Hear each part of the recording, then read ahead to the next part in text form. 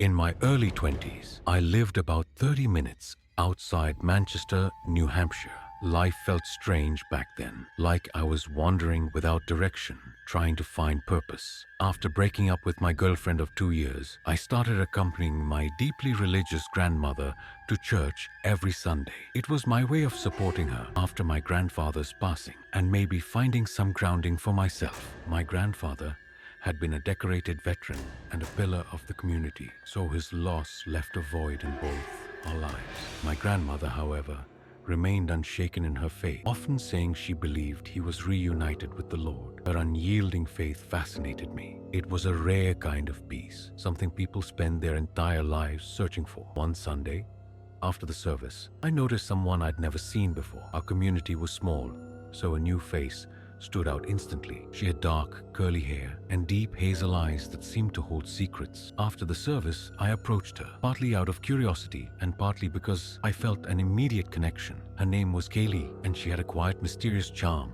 that drew me in. She laughed off my questions about her past, teasing that I'd have to take her out to learn more. I eventually got her number, and over the next week, we texted frequently. She revealed little pieces of her life: a troubled home with a stepfather who drank too much, and a biological father she refused to discuss. She had moved to the area recently and attended a nearby college. When I asked her out after church the following Sunday, she said yes without hesitation. I couldn't stop thinking about her all week.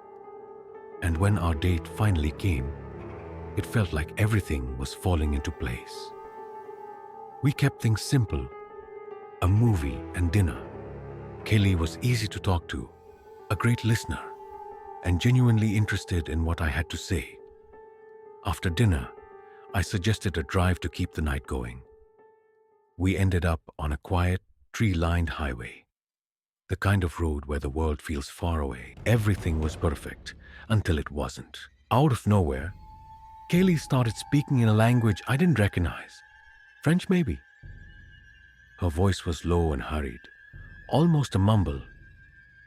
At first, I thought she was joking, but then I noticed her eyes.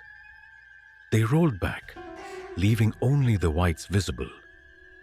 Panic hit me like a wave. I swerved, narrowly avoiding the guardrail, and pulled over to the side of the road. My hands were shaking as I reached for my phone to call for help. Kaylee's head jerked violently, and her words turned into guttural sounds. Her body vibrated, her voice rising in pitch as if she were in some kind of trance. And then, just as suddenly, it stopped. She turned to me, her eyes back to normal, but the look on her face sent chills down my spine. Wild, wide-eyed, like she was terrified or furious. Without saying a word, she threw the car door open and bolted into the woods. I froze, unable to process what had just happened.